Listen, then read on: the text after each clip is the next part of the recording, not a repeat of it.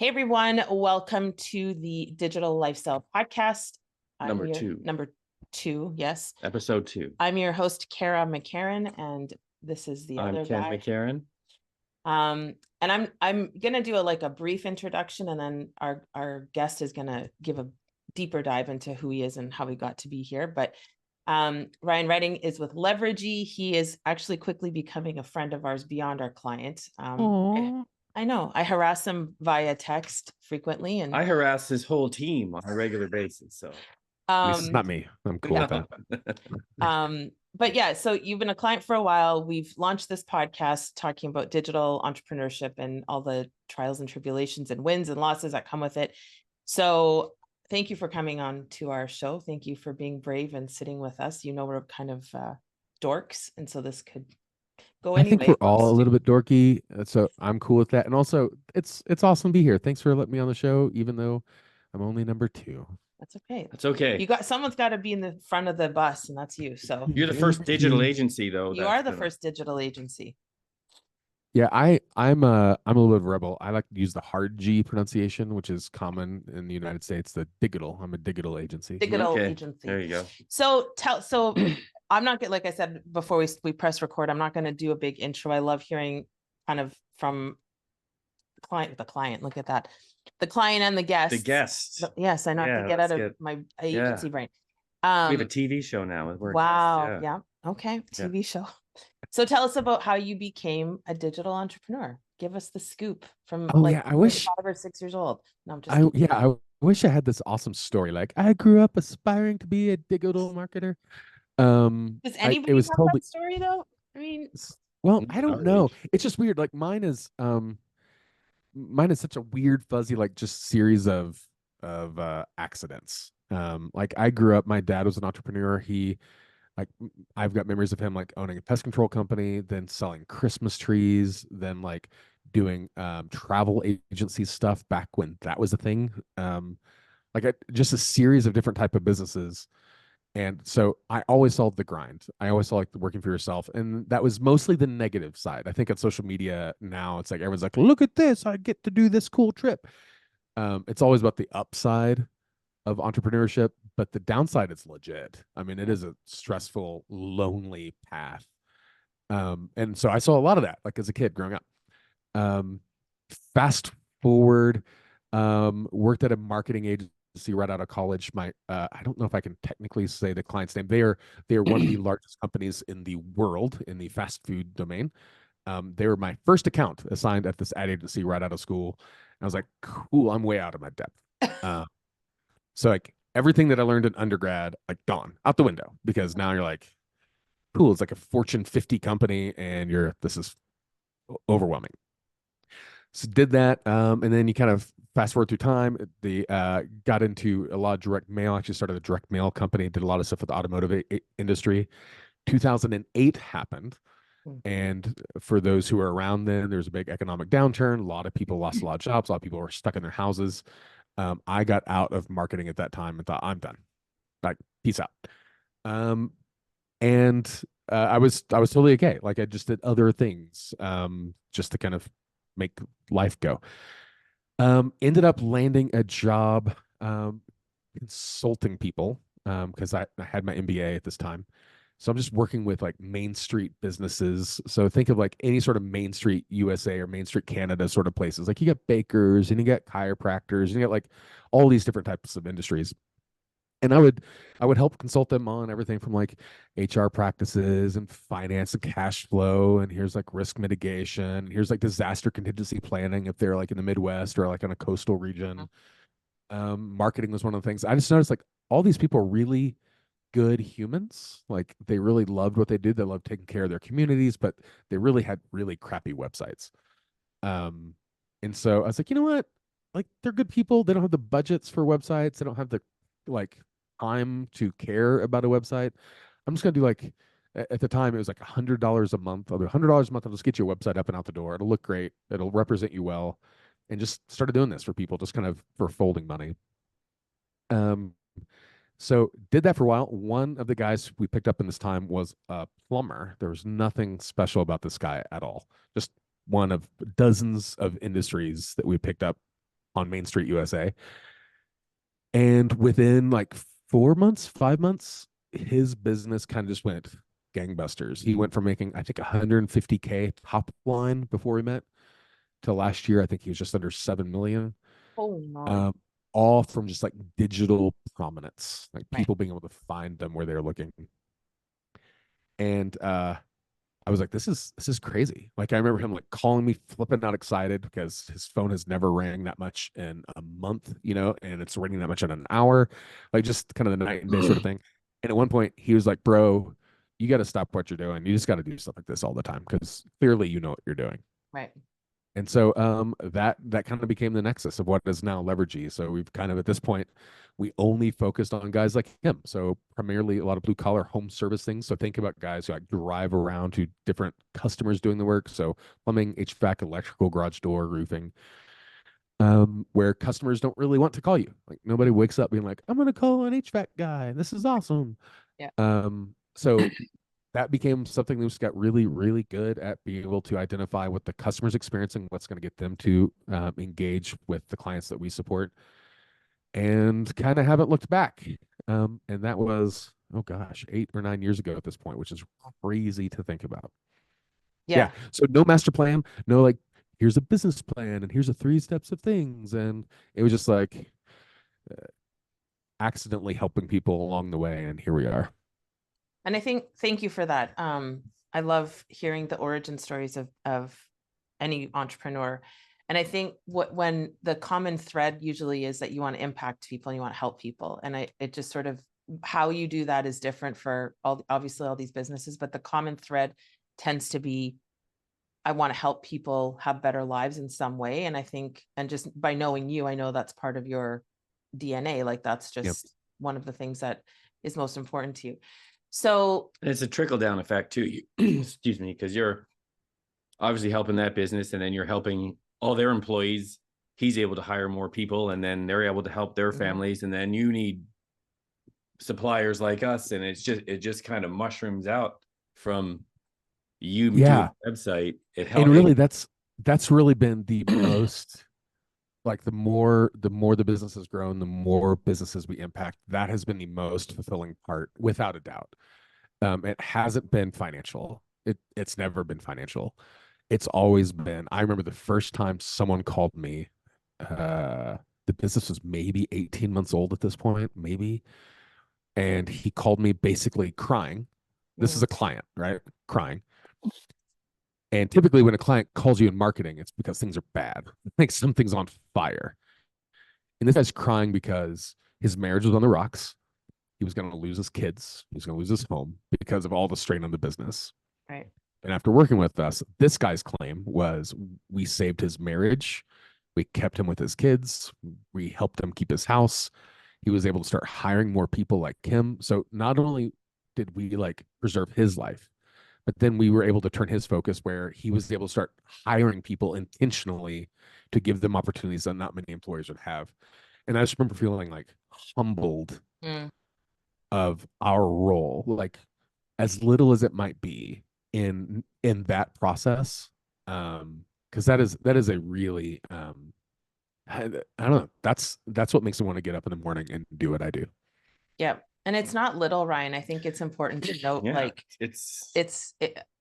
actually Travis was talking about Kajabi, and he said that it saved marriages because like he's referring to the content that people are creating, but people like are able to go on and use their knowledge to create courses and reach people around the world and all that kind of stuff. I've often said about digital marketing, and maybe you can give me kind of your feelings on it, but it's one of, I mean, I come from SEO. I worked in an agency. I did the whole, for a decade, I did that. I've worked for a bunch of different agencies. And people, I think that they miss about digital is it's a high pressure kind of business to run. And because people will come to you, just like you explained and shared, results, right? They need results or their house is getting foreclosed on. Yeah. And people, I think, because everybody wants to be a digital marketer. I can't tell you how many friends of mine have come to me and been like, oh, I want to start an agency. I'm like, you don't, what experience do you have? Well, I was a nurse before. I'm like, well, maybe no. Maybe sometimes those ones are okay because they don't have the background and knowing the shit show that can be digital. But it's a lot of pressure when somebody comes to you. And I love that you brought that up, because people don't really connect those dots. They just think it's this fun sitting on the beach with your laptop, doing SEO with whatever. And they don't realize, like, some people really do come to you when this is their last ditch effort. They've got 3 months of runway and that's it. And you have to show up and do something for them no one else has. So maybe talk a little bit about. You also inadvertently help a good business get found quickly. You're helping homeowners and renters and people who have a flood in their basement. My basement's flooded. I look on and there's the company that you helped get up to the top of the page or whatever, and I am able to reach them easily and quickly, and here they are fixing my problem for me. It really filters down all the way down to the bottom to the end user. Yeah. And I cut yourself on the back. It's a win. Big wins. Well, it's funny. I was talking to a guy the other day because I suck at celebrating wins. I really do. It's almost like I expect to win. So therefore, when it happens, I'm like, cool. Okay, what's next? Like, I don't even rest. I don't take a moment to pause. The team gets exhausted trying to keep up. It's a legit thing I'm working with. But I will say I feel the weight of that. Like, I feel the weight of supporting our clients in a way where not only can they take care of their immediate loved ones and needs, it's their business, it's their families, but also their employees' families, like help their employees, like buy homes. Like, I feel the weight. I also feel the weight of, like, our team, obviously, right? Like, I want our employees to be able to do the same things, have great quality of lives. We have multiple, like, directors of different departments, and, like, I'd like them to be able to take, like, we have an unlimited PTO policy. Go spend time with your family, do the things. That is making the lives and the communities that we touch better, is 100% something that I like doing. However, Kara, to your point, you kind of just ran through it and you said it like an awesome upside. Like, hey, you could be on the beach with your laptop. That to me is one of the worst possible downsides of owning a digital agency, is that you're always on. Like, you're always on. Like, there is no clock out. There is no, sorry guys, it's a weekend. There is no, sorry guys, I'm on family vacation. Because of the way technology, and especially post-COVID, how remote teams exist and are more and more common. We have employees in like 14 time zones and clients in 8 time zones. So it's like, it's really hard to even have a sense of, like, work-life balance. And, like, I would give anything to go back to 2019 and have a water cooler conversation with people for like 7 minutes. Yeah. Like, just pause, no interruptions, just shooting the bull. Because that era is kind of gone. So yeah, everyone likes the idea of, like, oh, you be on the beach and kind of work on the side. You're like, no, there's nothing worse than feeling like you're waking up late at night to an email. You're waking up early in the morning to an email that you got to deal with. Something's on fire, and it's like, that is a really legit prison sometimes that I don't think a lot of people think through. No, and, like, we just went to Sedona. We sent you a picture. But, like, yeah, that was really rough, guys. Thanks for the invite. To your point, we were on vacation and we were still texting our client from a watering hole. And I felt like an asshole. Wait, can we cuss on this? I felt like because, like, you're texting me about work. I'm like, whoa, you guys are gone. Stop. Because now I feel guilty. Which don't. Well, to me, it's a business day though. So, so I don't take offense to people, a client contacting me during a business day. I want to look out for you guys too, like, I don't want to be that. Again, I don't know if I can cuss. I don't want to be that guy. I don't want to be the guy being like, hey, I'm so important. Like, that's I think you always go to a level of customer service too. Sure. We want to serve our customers or clients, which you're one of. So of course you can contact me when I'm barreling down the road on the Red Rocks and stuff like that. But the point is that you're right. Like, there's no shut off. If somebody books a call with me and I'm in Italy, then I'm taking the call. Like, there is no shut off. And I love that you said that. And this is part of why we started this podcast. We don't want to talk about all the sunshine and rainbows of what people think or tactics or we all know that. We know that stuff. Like, we spend enough time in trainings and seminars and all the things. We don't want to talk about, like, the nuts and bolts of what we do, just how we feel as humans in this industry. So how did you get not too long ago, you guys changed your name to Levergy? Where'd you get that name, Levergy? That was a lot of chip salsa margarita and just whiteboarding. Our previous name was because it's so funny when that one client, the plumber client, said, "Hey, you got to just focus on me." Like, cool. Now we got to figure out how to make this stuff legal and legit, right? So it was like we were brainstorming ideas with him at the time, and it was like he was like, "You should call yourselves digital plumber because like use the internet to find leads." I'm like, "Oh, that sounds dumb, but DP, yeah. I guess you're the target market." So cool. Like my opinion doesn't matter. So went called it digital plumber for like, I don't know, 3 months. And we started getting like cold calls for people trying to sell us lead gen services for our plumbing company, which we weren't. I'm Okay, like, gotcha. okay, well, this is confusing. So we already had like the logo kind of in play, which is like a weird QuickBooks inspired looking thing. And then it was like, all right, well, we'll just get rid of digital plumber, call it DP, and we'll say, hey, we'll be really overt. DP marketing services. We do marketing. Got it? Marketing. That's what we do. So did that for several years. And then I didn't realize this, not to sound entirely vanilla. Started realizing that the name DP actually has like a sexual innuendo association with it that Which is was what? not. I don't even know if I can on the show. I'm not gonna get into this on this. I No, need to no, Google ma'am. that because Yeah.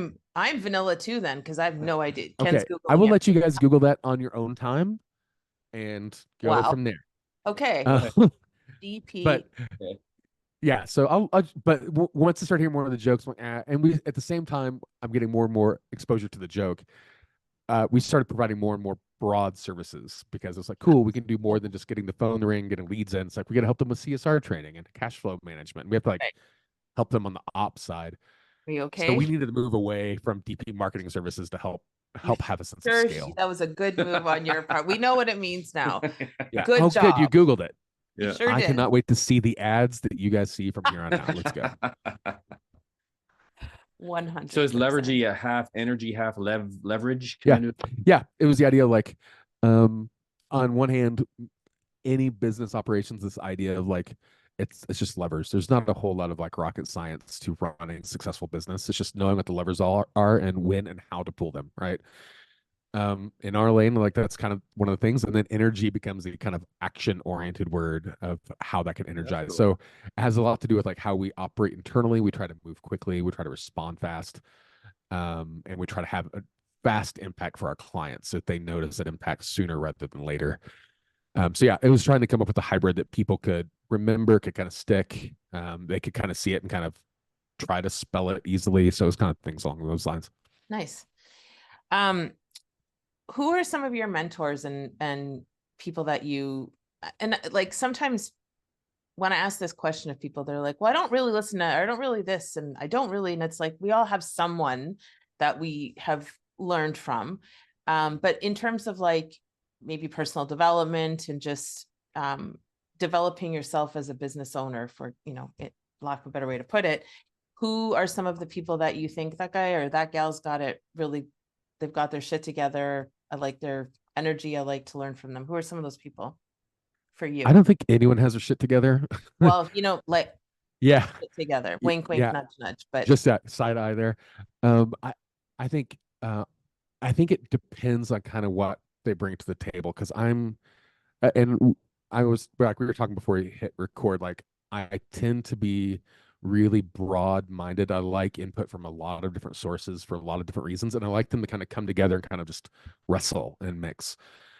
So there's some things that are like traditional sort of like business thought leaders. Like, so Peter Drucker's one that historically I've always loved reading because he's flipping brilliant.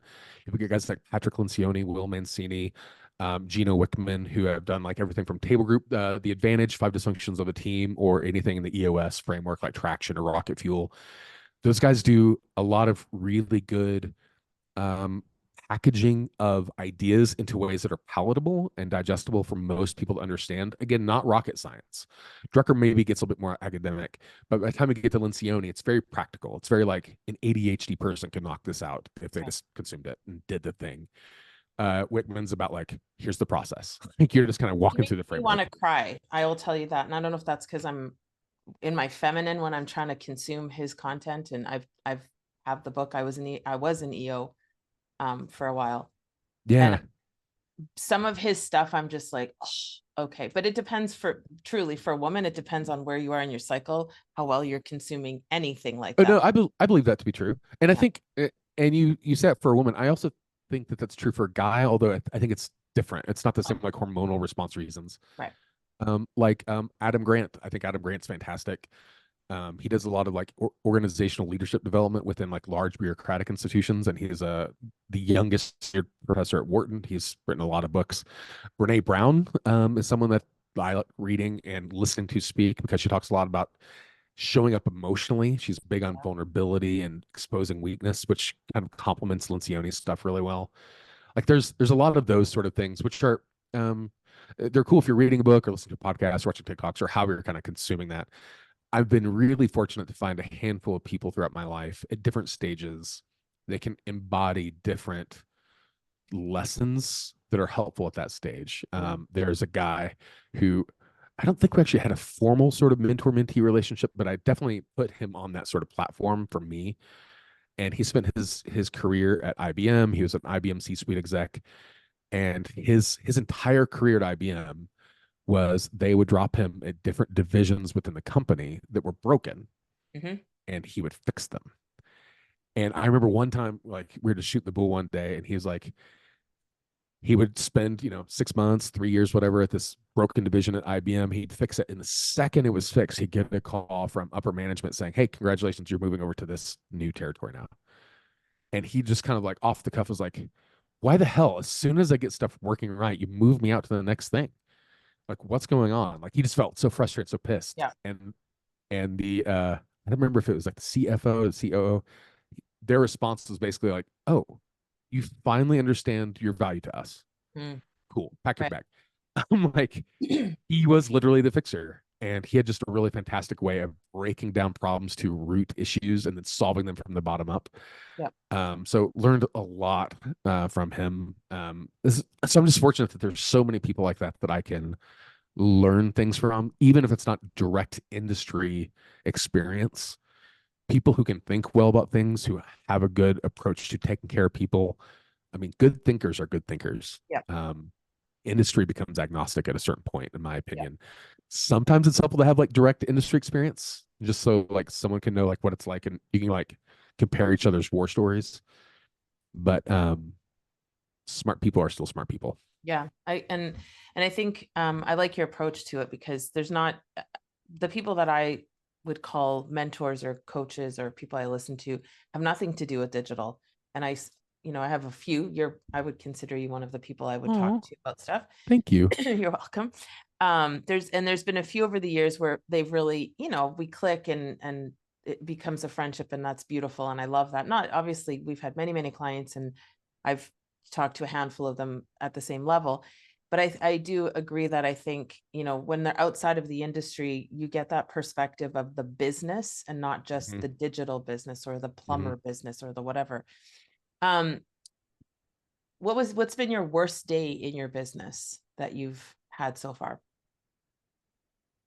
Oh, I was not prepared for that question. I do that sometimes. That's a tough one, that I question. apologize. Well, that's why I'm the interviewer. Especially if you're an eternal optimist type and you're always looking at it's hard to. Yeah. So there was a woman who worked for us a few years ago. I've known her for years and years. Amazing woman, cared about people. Was easy to throw her in front of clients because she was smart, super likable. She was like the type of person, if you'd never met her before, she would invite you over. You could have dinner with her family. She would like totally make you feel like you're just an extension of her immediate family. Just a really kind human. And when she came on board, she took that same passion and care to people, and she took it personally. Like she would show up to work like 4:30 in the morning and would work till 7 at night.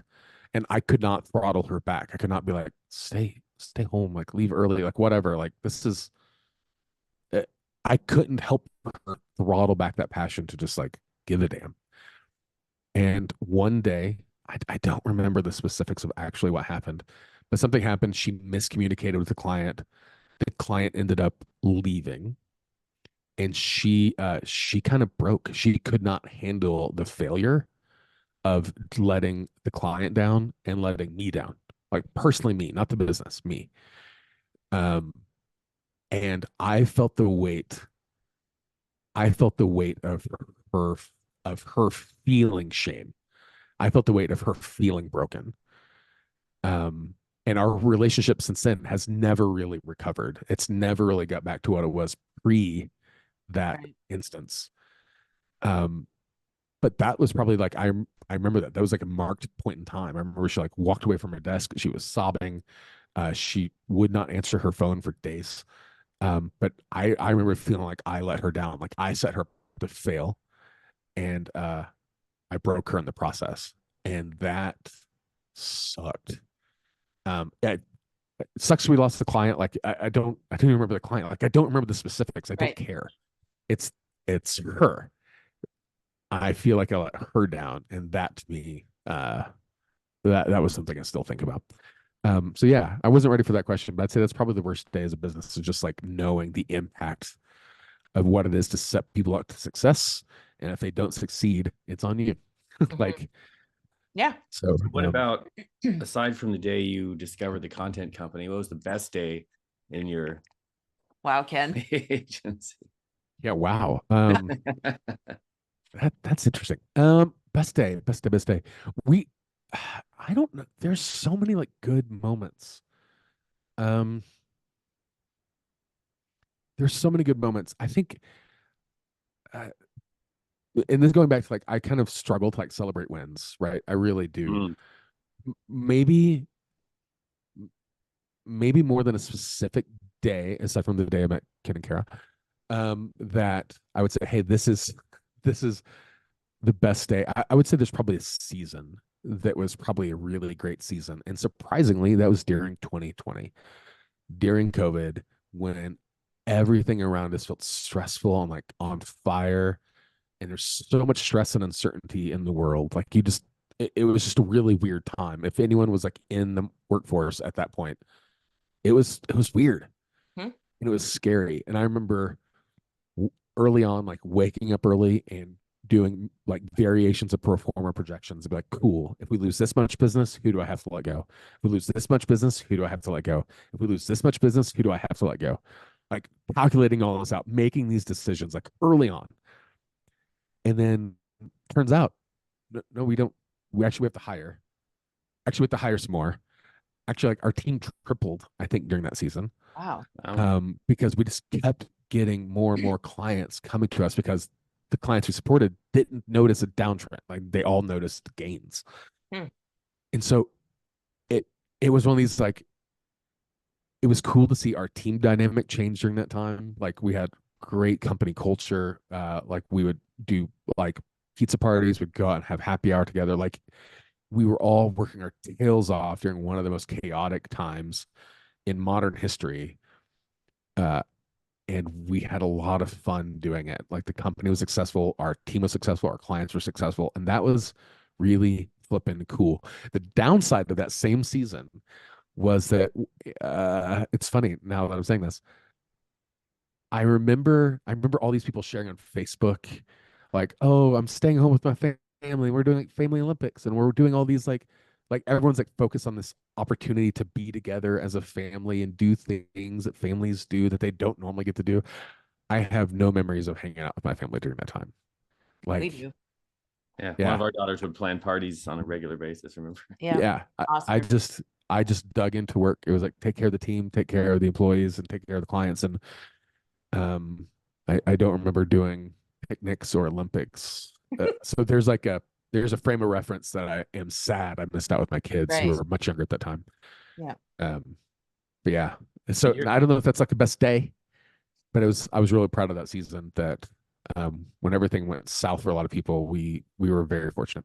That's cool. And you're located in Oklahoma, you personally? Yeah, office is in Oklahoma. I live in Colorado, so I'm in Oh, Denver. okay.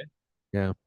But our team is everywhere. We're spread out all over the Love place. Colorado. And have you always been there in Colorado? No, I grew up in Oklahoma and then was in St. Louis for a minute. I was in Houston for a minute. My mom was diagnosed with cancer, so I came back to Oklahoma. And then it was to the point like during COVID, actually, I was like, when everything's locked down, why the hell am I looking at my window and seeing Oklahoma? Mm. Like, Yeah. because there's so much world, there's so much beauty, and like Oklahoma, there's nice parts of Oklahoma, but it's not where I'm like, hey, cool. If I look out my window, this is what I want to see. And I've always enjoyed Colorado. I've come here as multiple times a year since I was a little kid, so I've loved this state. So I just started keeping an eye on property until something popped up. I'm like, I got it. It's mine. So yeah, so So you I'm moved I'm gonna like your whole family's like, yeah. so how many kids do you have? I have two kids, one that just turned 14 and one that just turned 12. Okay, you're in the Yeah. girls, boys, One of each. Nice. One of each. Yeah.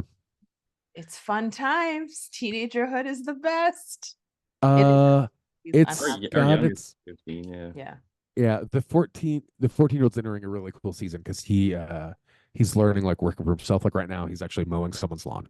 Amazing. So it's like he's mowing lawns, he's pulling weeds, like he's making hundreds of dollars a day just doing hard manual labor. You're that teenager. Yeah, ours is still in bed probably. She's Yeah, and trying. it's so cool, right? Like it's so cool. It's like work ethic and passion, and like Yeah, the dude wakes up at 4:30 in the morning to like get this day Amazing. lined up for him. Like super cool. Daughter's different. She has different strengths than that, but when they shine, like they're incredible. So like we're at this really weird season where they're both starting to demonstrate some of these like behavioral skills and life skills that you like you work with them like when they're 5 and 6 and 7 and hope something sticks, and now you're like, oh look, Yeah. there's like glimmers of what we've been working on for so long. Sometimes So- it takes a while. I've had our 23-year-old has said to me a couple times, oh, yeah, I remember you used to say this. Mhm. You didn't seem too enthused about it when I was saying it in the present in real time, but after the fact, the little things that stick Yeah. with them. So to that, let me ask you, like, because I know we have our own ideas about raising kids in an entrepreneurial household. Like we've always, me usually has always had a business. I go back and forth to working outside of here, or have done in the past, but our kids pretty much, this one anyway, she's 15. Her whole life has been us being entrepreneurs. So maybe talk a little bit about, because I know a lot of times, and I heard a mom talk about this, an entrepreneurial mom say this, but you know, a lot of times it's like, well, you know, you're an entrepreneur, you never have time for your kids, and you're always this and you're always that. And what I say to that is like, we've taught Amelia, like, we're not sitting watching Netflix every night with her. We're not doing the things 9-to-5ers do. Like, she's going to actually, we just moved our website from Shopify to Wix, and she's going to move 140 blog posts for me. Good Lord. And but you know, she's going to make a bit of money doing it. But Yeah. I think we've taught our kids way more. No, and I'm not throwing shade to the people who work 9-to-5s, but I'm throwing it kind of back to that, because a lot of people think you're negligent or you don't spend enough time with them because you're running your business. But I think we've taught our kids two out of the 4, by the way, are entrepreneurs.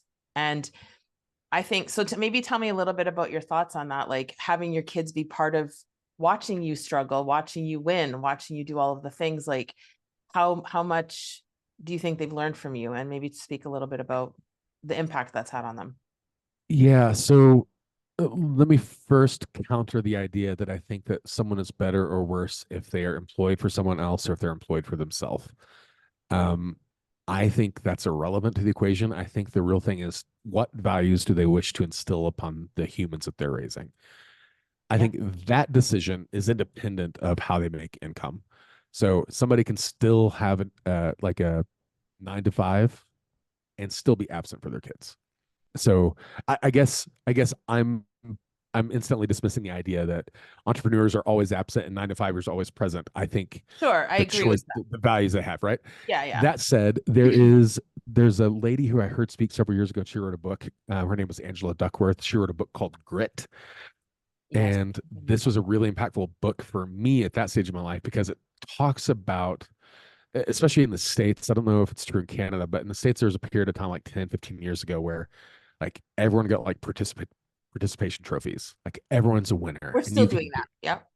And it seems like it's diminished to a certain degree. However, her point was not that you should reward outcomes, but you should reward effort. Right. And basically she walks through the research, talk about like, hey, if you identify someone as a winner, right? If that's how you think, the second something gets hard, you quit, because winners shouldn't struggle. Or if they're always focused on losing, like, why can't you win like the other people? Then you start identifying as a loser and you start applying yourself. Like there's this diminished effort. So her whole thing is like, don't focus on the outcomes. Don't focus on if they win or they lose. Focus on the effort. Like, how hard did you work? So all that is background to say, my kids, to some degree, see me work hard. I teach them to work hard. But I try to shape my day where I'm as present with them as I possibly can. So I start my day ungodly early. I wake up every day at 2:45. Start my day, hit the gym, get caught up on emails, get everything scheduled. By the time they start rolling out of bed, I'm present. I'm around. Here I am. Get them off to school. Cool. Back in the work mode. By the time they're off school, hey, I'm back again. Back. We do dinner. We can do all their activities. They go to bed. I'm out. Like, I'm done. I started my day before the world, and I quit. So they see me when they're around. When they're not around, they know that I'm working my ass off. But I'm teaching them the value of effort, of working hard. And so regardless if they're doing taekwondo or soccer or track or mowing a yard, I don't want them to be the best soccer player. I don't want them to be the fastest person on the track. I don't want them to be the smartest kid at math. I want them to do their very damn best. Hmm. And if their very damn best means that they come in fourth place, awesome. Right. But if they coasted and finished first, I'm pissed.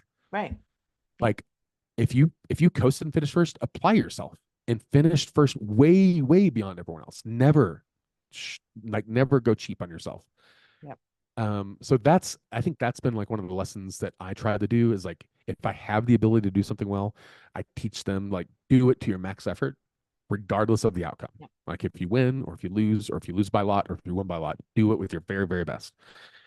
So I think that's what the kids pick up as an entrepreneur. I think they see that lesson of like focusing damn hard. I make the space on the things that are important.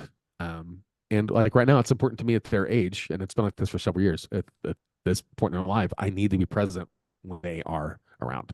Mm-hmm. They need memories of me at their taekwondo things. They need memories of me at their school award ceremonies. They need memories of me there, and so I make that a priority, which means other crap still has to get done. So I'm waking up at 2:45 to get it done. Yeah. So the Wes Watson model of Life. getting your day started, he gets up at 2:45 as well. Where'd you get that time from? You just accident. It just kind of works on the rhythm. It started. I'm not a morning person. People are like, "Oh, I wish I was a morning person." I'm not. I hate mornings. But the world is really slow at that time. Mm-hmm. Really slow. So I can get more done in like 4 hours than most people get done in 8. Yep. So I can knock it down. And it's awesome. I can get my gym time done. I can get like time to kind of think and process through complex problems without getting pinged and slacked and emailed and whatever else. Like, it's easier for me to kind of have that time. So yeah, it just kind of works with my rhythm. If I'm traveling or on the road, that time would change. Is going to the gym important for your overall balance and everything to keep yourself? It's cheaper than therapy. It is. Yeah. I can find if I'm in heavy writing mode, any points of time, I can tell after even a day or 2 days, you need some kind of movement, some kind of getting that. Because Wes Watson, I mentioned him, he calls it working out because you're working things out of your body and, negativity and bad energy and all that kind of stuff. So yeah, so that's a crucial part of your process.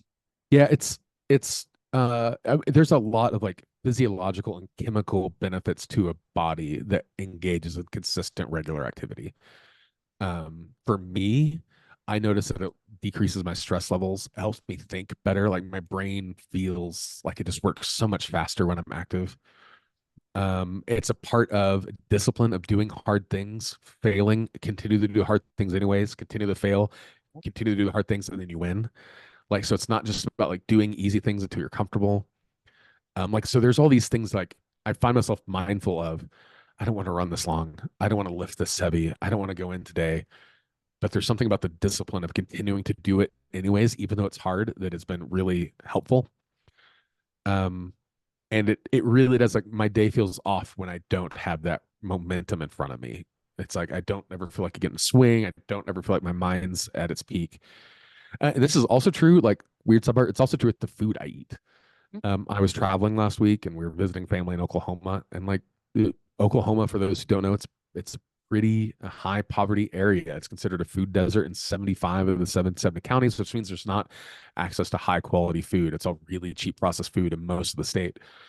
And so having access to like low quality food as your only source of nutrition, I noticed the impact of how it made me feel and my attitudes and how I was able to think and process, like my activity and energy levels. Like it's crazy. It's crazy. So it's like the best thing about this week. It's like, cool, I'm eating back on schedule. I'm active back on schedule. I'm getting the quality like nutrition I need to actually fuel everything I need to get done. All that kind of just factors into like, it makes me feel more efficient and more effective in what I'm trying to do. And honestly, I don't have like burst and like, what's it called? Like, I'm never crashing. I'm never like, Okay. oh, I'm so tired, or I'm never like, oh, I'm so hyper. It's like really steady all through the day until the day's done, and I'm done.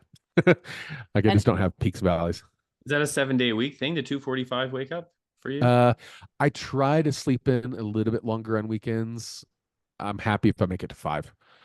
Um, my body just kind of wakes up at 2:45 now on its own. Oh, that's crazy. yeah, my body wakes up with the sun. Like, so in the winter, it's challenging, obviously. Yeah, But well, Colorado's a similar thing, right? Because yeah, sunrise here in the summer so early. It's like 5:15 sunrise in summer. yeah, I love it. I Um, love that. so it's awesome when you're awake, but if you're trying to sleep, it sucks.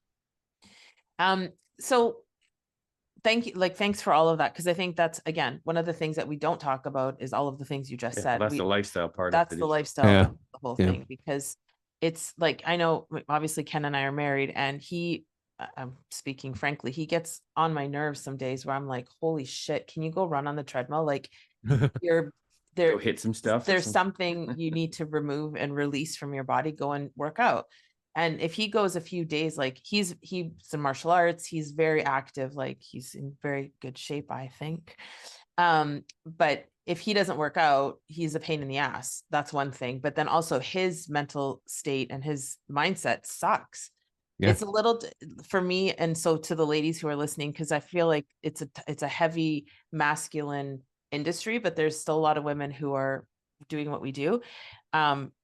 Honor yourself again through your cycle. Like, I like to work out, but I'm exhausted a lot of the time. I'm in perimenopause. I'm 48.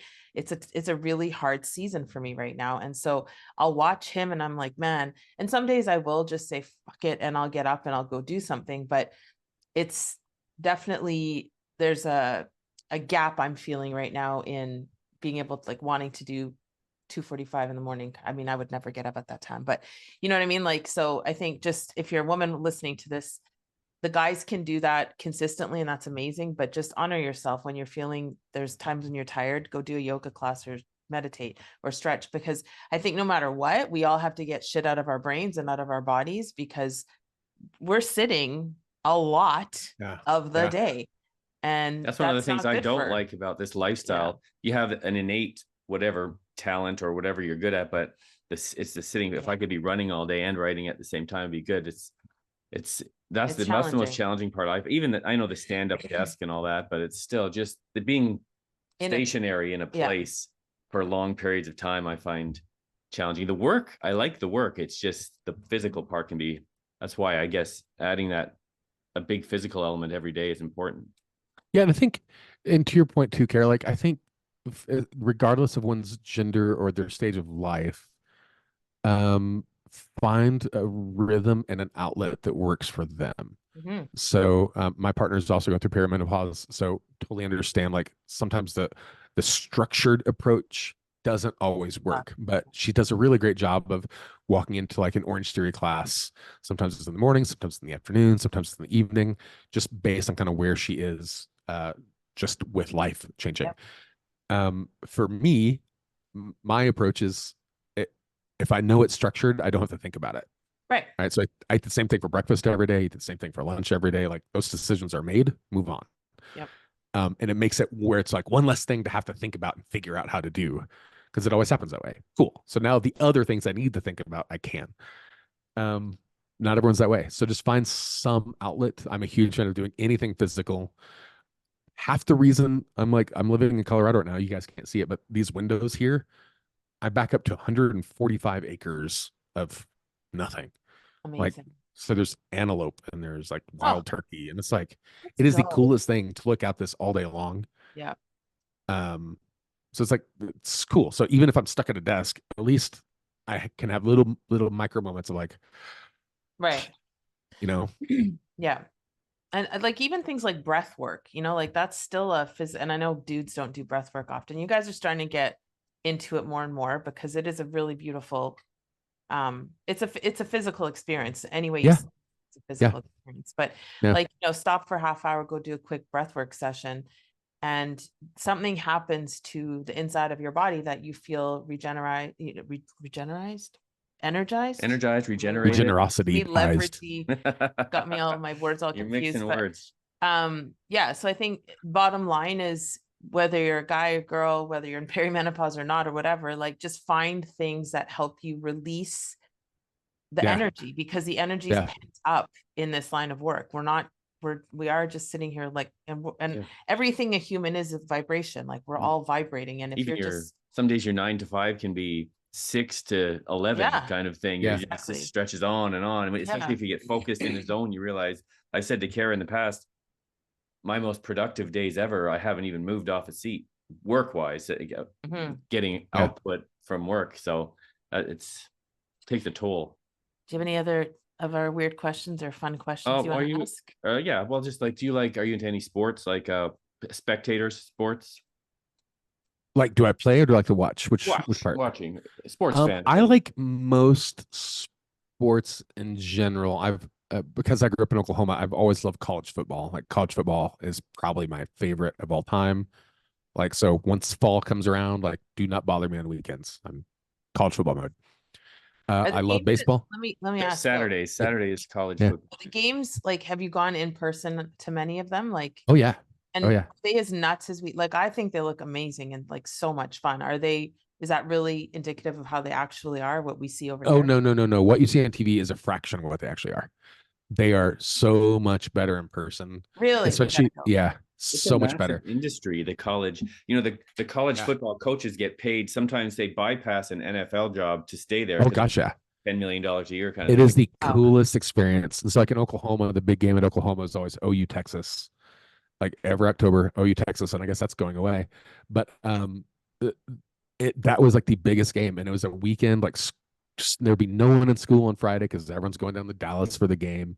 You're in Dallas on Saturday, and like there's 100,000 people going to watch this game. So there's just something really cool about it. But there's some schools that are really special, like Michigan's really special, Tennessee's really special. Like you have these like communities that have really special environments to begin with. So it's not like just pick a college sport and show up. It'll be Right. magical. It's not always that way, but that is 100% why I like college sports generally more than pro sports. I don't feel that same electricity in the air with the pro sports. I do like pro baseball. I picked that up when I was in St. Louis. You cheer for the Cardinals or Oh yeah, I love Rockies? cards. Okay. But in reality, I just like good competition. So like I live in Denver now, so like we go to Rockies games several times a year. Rockies aren't the best team.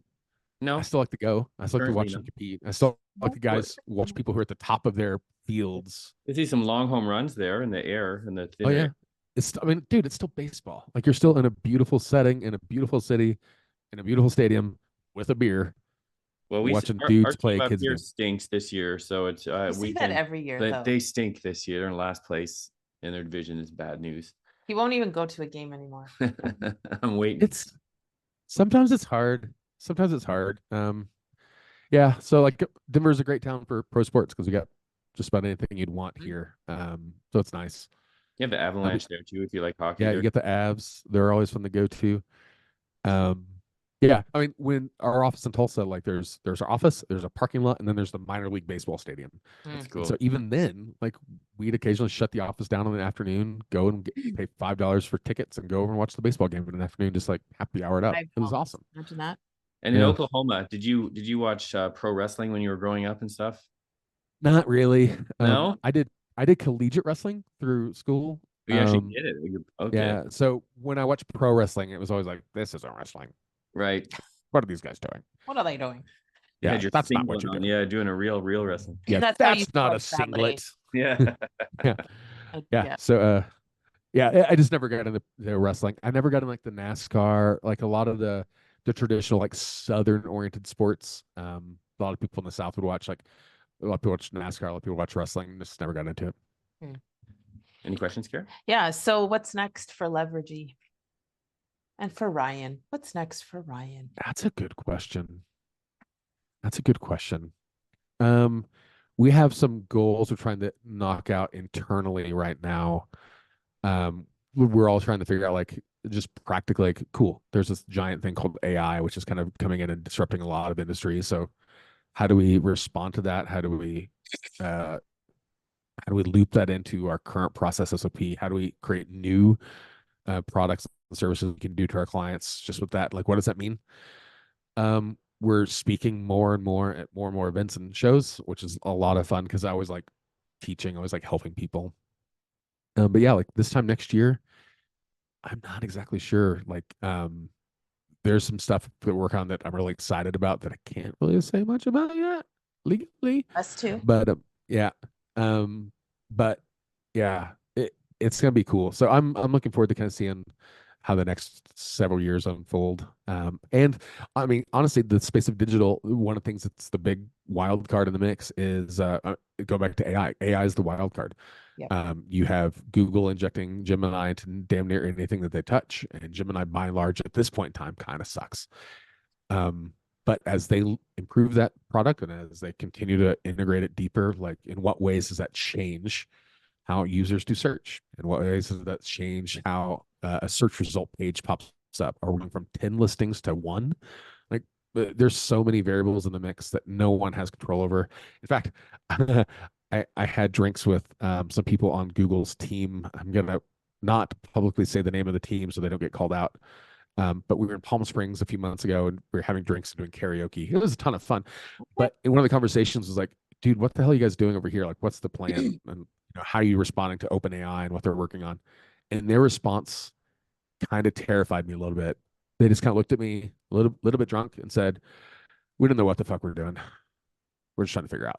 Well, But you know what? just, That actually makes me feel better. There you go. It makes me feel better it's because like we don't know what the fuck we're doing either. So well, they're like feel the part better. that terrifies is they have I want to say the last stat I read is somewhere between 26 cents and 33 cents of every dollar in the United States goes through Google's hands somewhere. Are you serious? Yeah, like, I don't know if that's true. I can't validate that, but either through payment processing or through Yeah. search or through somebody using email or, like, pick a thing, Google's involved somewhere. So they're Oh. a significant market force. And when a company of that scale is rushing technology into their product mix in a way that they don't know what they're doing, but will have that much potential cascade everywhere, it's a little bit scary. Yeah. Like, they don't know, there's no map. Yeah. Like, they're just running. We're like 3 months from now and they say, we're just going to penalize anybody that does anything AI and you're all off the internet. See you later. Yeah. Yeah. Who knows what they do?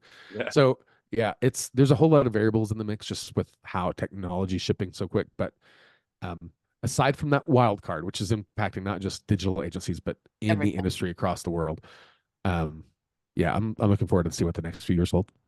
Amazing. Yeah, that's awesome. And where can people find you if they want to get in touch with you for whatever reason? Yeah. But probably the easiest way is to hit up our website, which is levergy.io. We also have a podcast, not nearly as cool as yours because you guys are together, you're a couple, you have this nice chemistry. But if anyone wants to check out our podcast and, like, get a range of, like, home service-y sort of topics, it's bluecollar.ceo. You can kind of get that wherever you get a podcast. But yeah, we're on Amazon, we're on all the digital things. So wherever people want to find us, they can find us. Amazing. Perfect. Well, thank you, Ryan, for getting up at 2:45 today and looking fly as hell. I was being thinking on our because show. you booked pretty early compared to other people. I thought, Yes. and it's even earlier for you in Colorado. I think, man, that guy must be get started early. But yeah, Maybe Yeah, he's let's got knock it his out. shit together. yeah, he really get started early. Yeah, Nobody's got their shit together. no one's got their shit together. I just do my shit early enough where no one can see. How about that? There you go. Love it. Amazing. All right. Thanks for listening, everybody. And we will see you on the next episode. Thanks a lot, Ryan.